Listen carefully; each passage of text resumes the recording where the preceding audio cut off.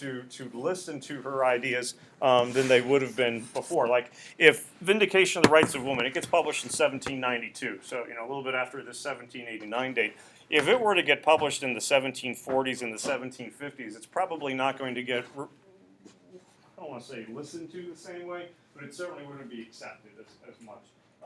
It is accepted in the sense that people take the argument and listen to it. It is not widely accepted in the sense of, yes, everything she's saying is absolutely correct. Her main concern for women in the chapter, because that's what the chapter is focusing on, and a big part within the book is education. Women should have access to education. And it makes sense in that you have industrial revolution, and as economies get better and stronger, what group of people on a socioeconomic scale gets larger? You always have the wealthy, you always have the poor. But what's that large group that starts to develop? The middle class. And so places like India are having an explosion with middle class as you're having more infrastructure and economic boom happening in other parts of the world. So you have this group of middle class where for women, if it's a rural agricultural family, the role of the woman is going to maintain the household, but also it's labor, work. Maddie's going to be raising kids and working in the farm and all that kind of stuff. If it's aristocracy, you wave, you look nice, you dress up, you don't lose your cell phone, and everything's good. If it's middle class, well, what do we do? I can't work, I can't own property, so you should be educated so that maybe those things can kind of start to happen. Because you have this large group of people now that, what can we do? I think you folks know what happens in 1776. This is Nacarelli hopes that you know what happens in 1776. Pardon? Globally, but specifically it would pertain to the United States where we got the American Revolution is now in full swing.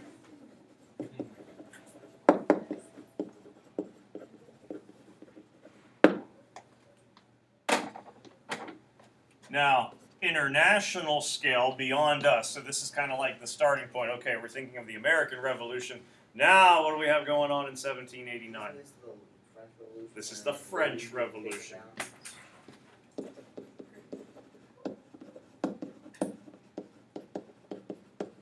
Brian, I don't mean moving forward like in this class or in this text, but that's a date that you want to kind of put in the memory bank because, assuming you have collegiate years coming your way, that's a date that's probably going to continue to get mentioned. That's a big one. Other than the first word, and so the obvious location of, America, France, what would be some differences between the American Revolution and what we have going on with the French Revolution? So, like, one difference. French Revolution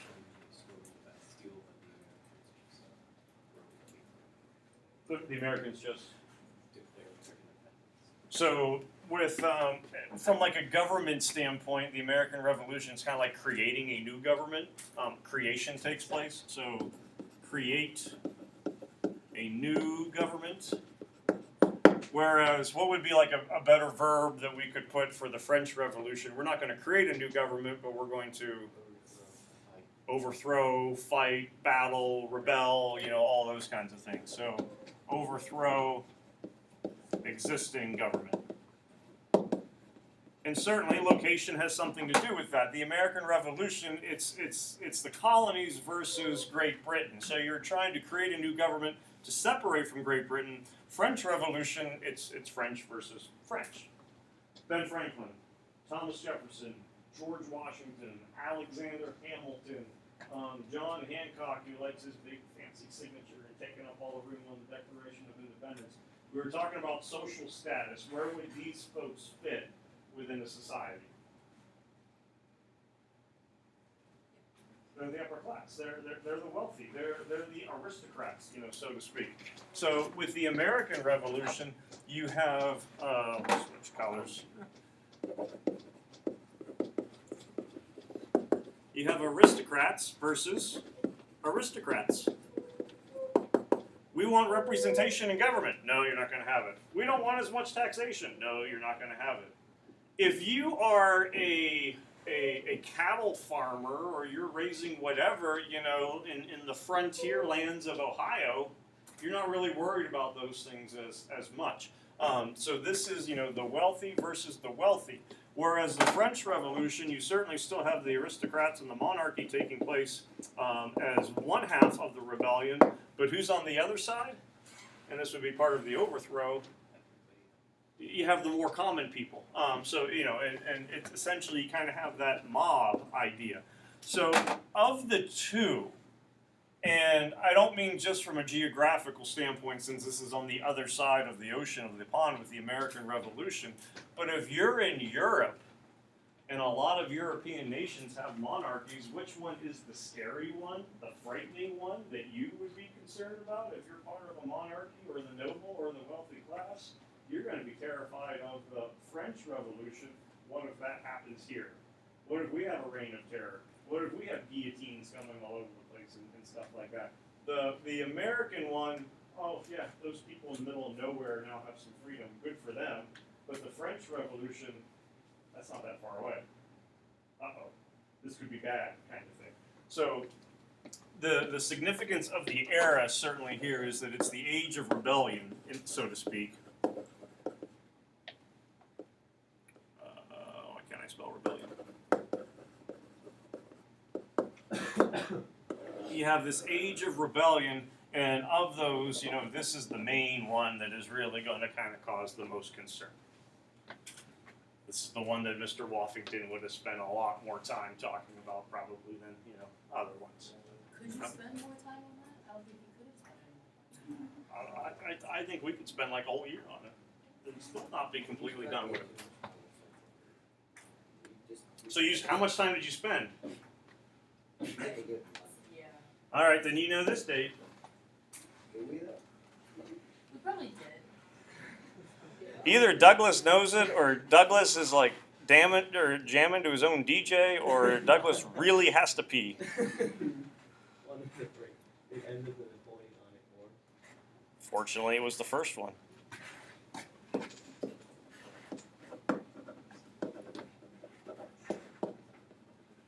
Thanks, Mr. Washington. Yeah, but did Mr. Woffington tell you what happens when you throw a hand grenade in the kitchen? No. Fried eggs. You get linoleum blown apart.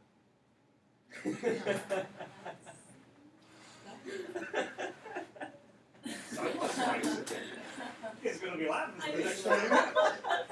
It's like such a bad joke. We just made his day. Maybe even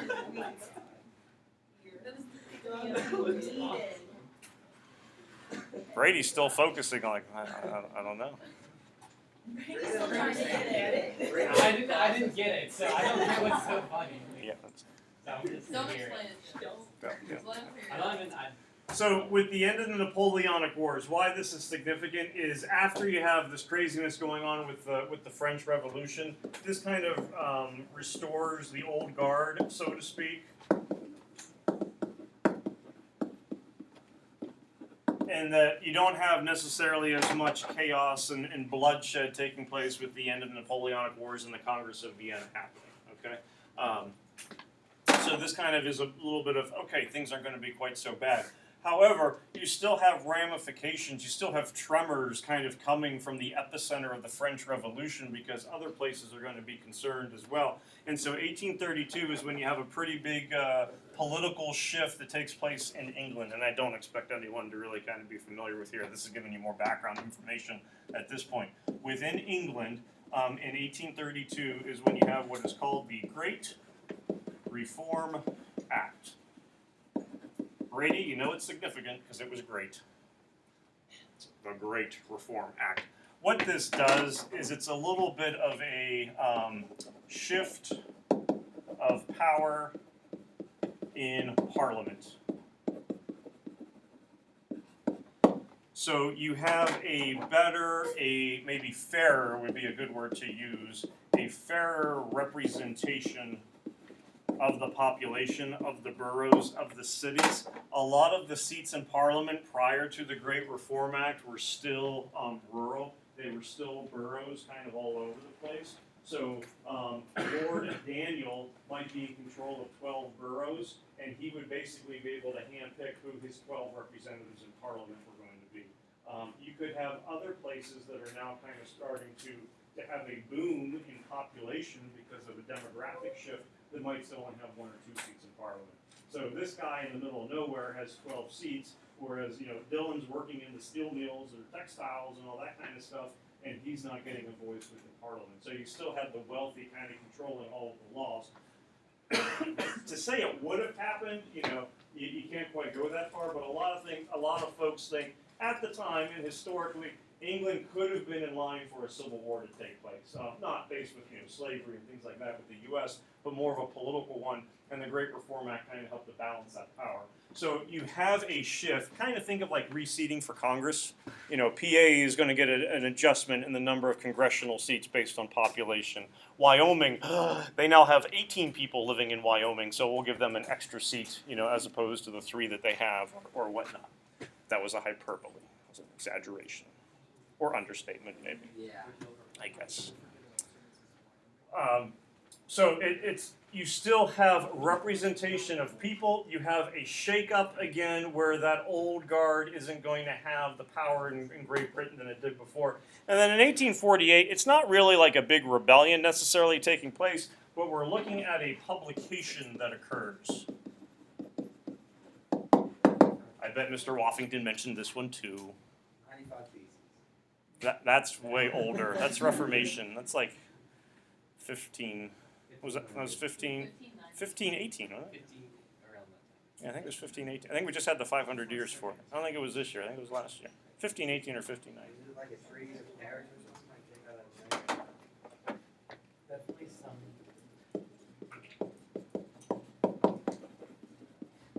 He sounds Oh, good. Alan coming. I thought it had something to do with like France. Well, I mean, so you have Marx and Engels publishing it, and I think when you hear Communist Manifesto, all of a sudden people start thinking of like Russia and all those kinds of things. And that wouldn't really kind of be the case.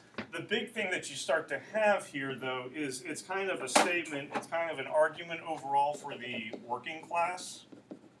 And whether intentional or not, this is when you really start to have more of an organization, a representation when it comes to labor. And this is happening in the United States. This is starting to happen, therefore, in Europe. But again, without the idea that the common person, the mob, would have the ability to like kind of overthrow an existing government, you're not going to have the idea of labor's organizing, of labor unions starting to come to fruition. Thank you. Oh, you're fine. You're not going to have a situation where, without the Industrial Revolution, that you're going to have a reason for all these people to kind of start to organize. And so this is happening in Europe. It's certainly happening in the United States. Pittsburgh is one of the first places with the Pittsburgh Proclamation in 1883 where workers start to kind of unionize. Then you have the Homestead strikes. You have the Chicago strikes.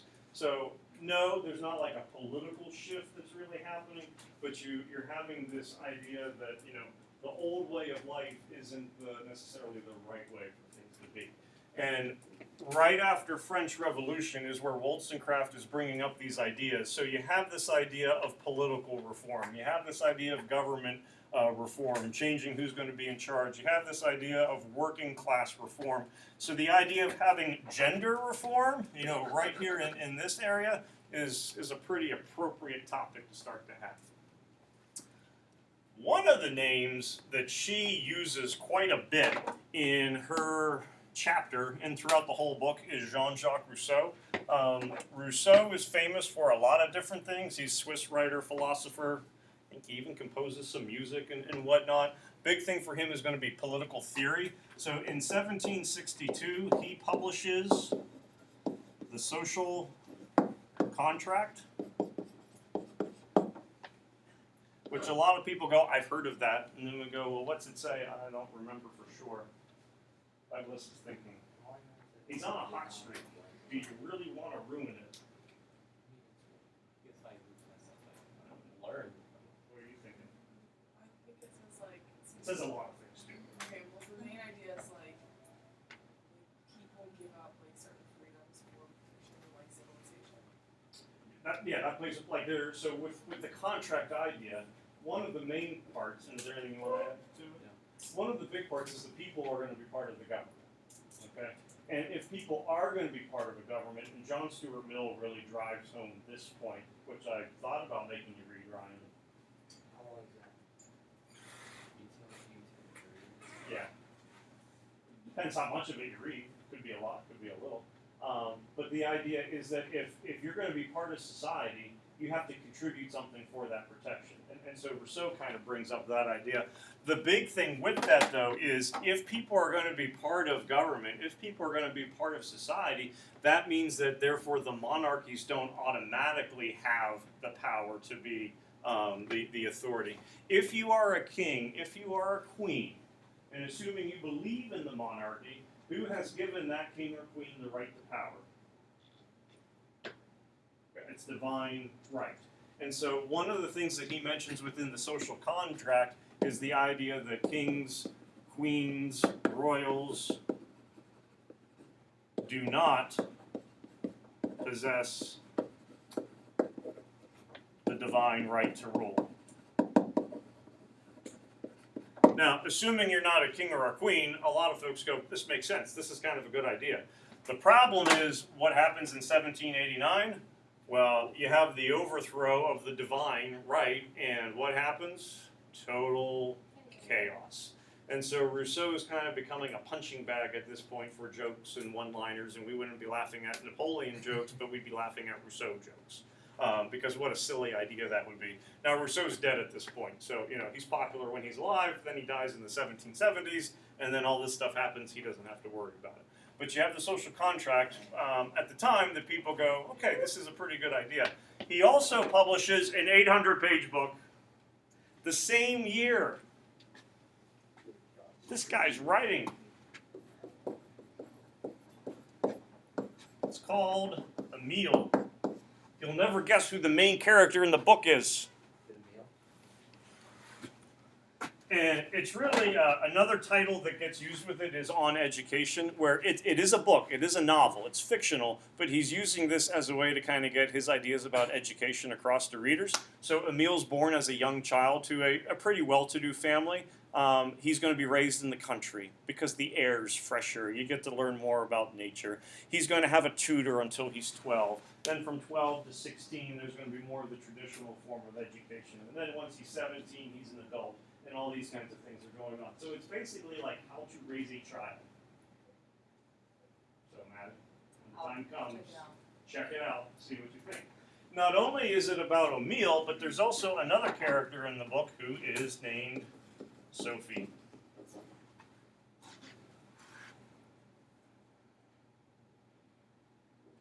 What's wrong with Sophie? I write Sophie, and you're making a face. That's not how I spelled it. That's how he spells it. I know, but I'm just saying, what's wrong with her?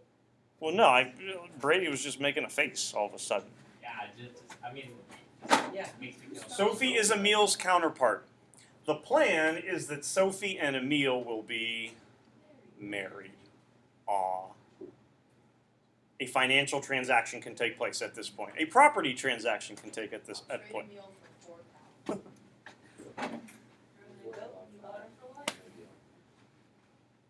I'd go with some chicken stew because you get the eggs will continue to come. One of the things, or let me put it this way, what do you think would be a concept that, since he believes kings and queens do not possess divine right, what do you think is a concept that Rousseau thinks that most people should have from a government standpoint? What's a right? Like the government's not better than you. Okay, so you're not lower than it. And since they're not better than you and you can make choices for yourself, you should be able to have personal freedom. Okay, so freedom is a big tent. But Rousseau's concerned, because if Ryan has freedom, why would Ryan want to get married? This isn't me talking, this is Rousseau talking. Get 4 cows and pigs. But he doesn't have to share the cows. There's no reason that Ryan is going to want to get married if he thinks he has personal freedom. Why does he have to be in a relationship for the whole years of his life? So, it's a rhetorical question. Rousseau would say no, because he could go see somebody else. He could find another relationship. Why be stuck in the same one? Again, not my words, his. So this would be bad, because if Ryan doesn't want to get married, the institution of marriage is going to fall apart. If the institution of marriage falls apart, social order falls apart, the church is going to fall apart, things are going to be total chaos, we can't have that happen. So you still have to get married. How do we get a person who doesn't want to be married to be married? We trick him. So, Stella's on board. So Stella as the wife, just for Stella as the wife has to trick Ryan into thinking he's free, but in truth he's not free since he's married. So Sophie has to be trained, or the word that he uses is educated, on basically how to manipulate men, how to manipulate Emil so that he'll be happy. She the one that's being a trick his property though? So like how does she need to trick him? Because it becomes more of a philosophical theory aspect that if I can have freedom in everything that I do, why can't I have personal freedom when it comes to marriage, relationships, things like that? Why do I need to feel pressure to be married if we're talking about freedom?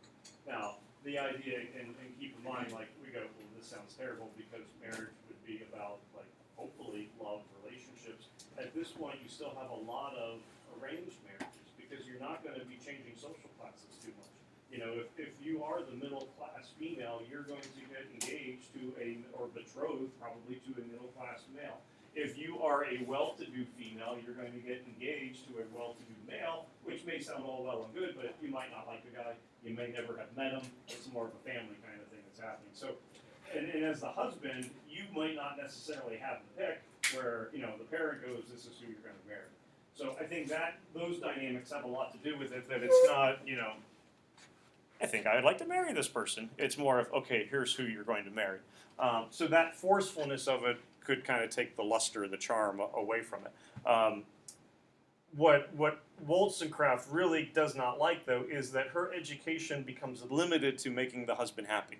So therefore, after you're married, what do you do other than manipulating and tricking someone their whole entire life? There has to be more to life than simply that. So this is when Wollstonecraft's ideas are really kind of starting to come to fruition. She is with a circle of friends, not really family, but she is with a circle of friends who are well-read, who are well-known, and so she's getting exposure to these ideas, and they certainly allow her, promote her to kind of express her thoughts. Edmund Burke is a guy that kind of helps Wollstonecraft get started. Not that Burke wants anything to do with her. Burke in 1790 writes what's called Reflections on the Revolution. He's British, but he's writing again about the French Revolution because this is going to be of concern. His main thing would be that the revolution has to come to an end. We must restore order. There are the wealthy, there are the poor. The wealthy should be in charge of the poor. It makes sense, is his overall argument. Wollstonecraft publishes a piece in 1790 entitled Vindication of the Rights of, what's that last word? Men. Where she attacks Burke's logic. She says, no, you're wrong. Men have rights. They have natural rights. They don't have to be controlled necessarily by other people, whether they're monarchs, nobles, aristocrats, things like that. The response to Wollstonecraft's essay is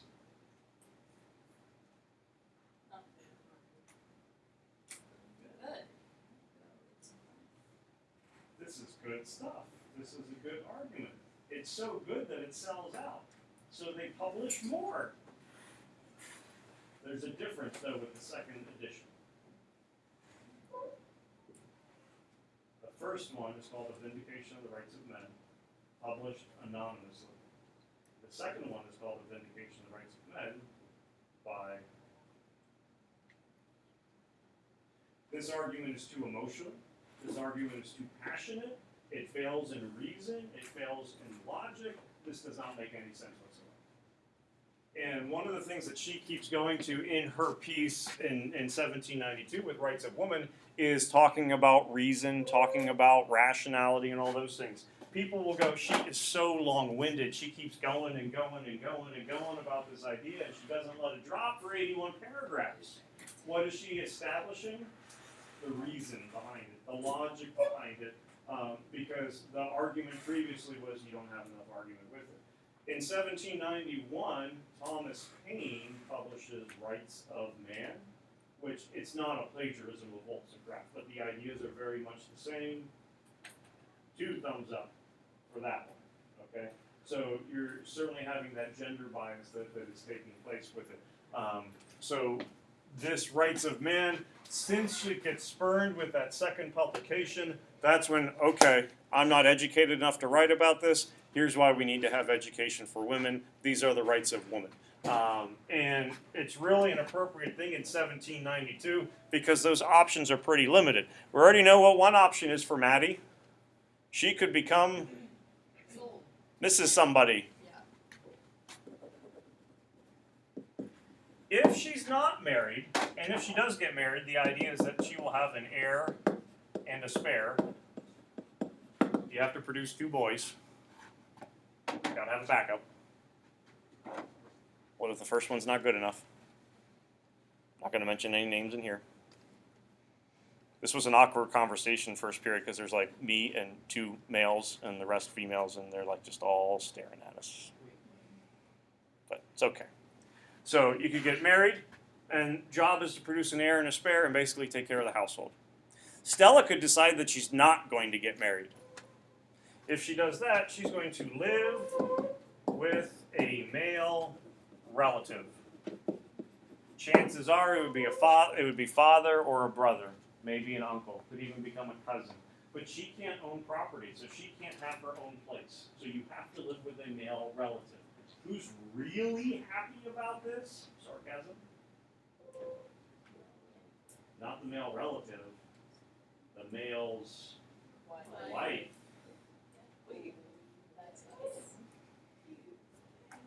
Because, so you're living with brother and brother's family, and now you're like, no offense, this dead weight that's being added to the family that we have to take care of feeding and all of that kind of stuff. You give a kid a yeast of eating to read, and then like we have the worst possible thoughts.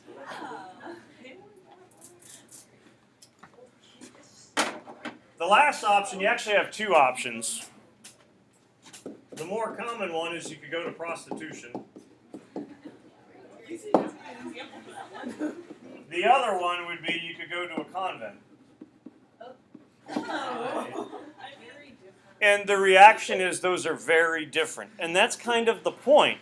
Because you can either, they are 2 very extreme examples. You could either do this, or you could do that, but there is nothing in the middle. And so that's pretty much what you are stuck with. So the idea would be that if a female can be educated, then that would open more possibilities and things to happen. A lot of folks would expect that she's really upset with the males. She's really not. She's upset with the females, the ones who have access to things, the well-to-do, the middle class that have access to books and knowledge and learning and all that kind of stuff. But they choose not to want it and just be happy playing whatever role transaction is kind of playing for them and taking place.